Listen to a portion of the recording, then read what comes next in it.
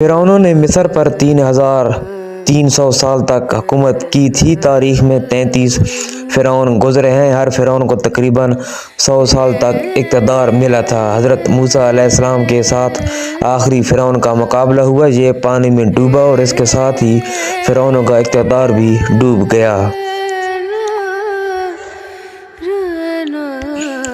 फिरौन ख़त्म हो गए और रेत ने इन महल्लात को ढांप लिया। ये रेत के छोटे बड़े टीले बन गए। इन टीलों के इर्द गिर्द लक्सर का शहर आबाद हो गया। इन टीलों में से किसी एक टीले पर एक छोटी सी मस्जिद बना दी गई। 1900 के शुरू में खुदाई शुरू हुई। फिरौन का महल रेत से बरामद हुआ तो पता चला कि ये मस्जिद फिरौन के खुसूसी दरबार के ऊपर बन गई थी। ये मस्जिद आज तक कायम है। ऊपर मस्जिद और नीचे फिरौन का दरबार है।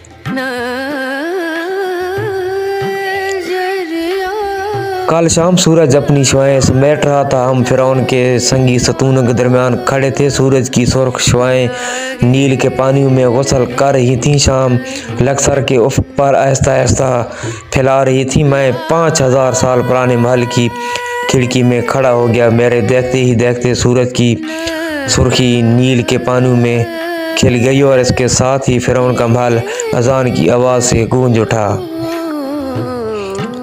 मैंने ज़िंदगी में हज़ारों अज़ानें सुनी हैं, लेकिन फिरौन के महल में अज़ान की आवाज़ का अपना ही सुरूर था। मुअज़्ज़िन की आवाज़ का उतार चढ़ाव महल की दीवारों से टकरा रहा था और दीवारों पर लिखी तहरीरों को पैगाम दे रहा था। दुनिया के हर फिरौन को ज़वाल है, दुनिया के हर फिरौन को ज़वाल है, लेकिन अल्लाह का पैगाम दायमी है। इस दुनिया में अशहदु अल्ला इलाहा इल्लल्लाह के सिवा हर चीज़ फ़ानी है। मुझे अज़ान की इस आवाज़ में फिरौन का मुजस्समा उदास दिखाई दिया। मुझे महसूस हुआ जैसे वो अपने गुज़रे तकब्बुर पर लुहा कुना है।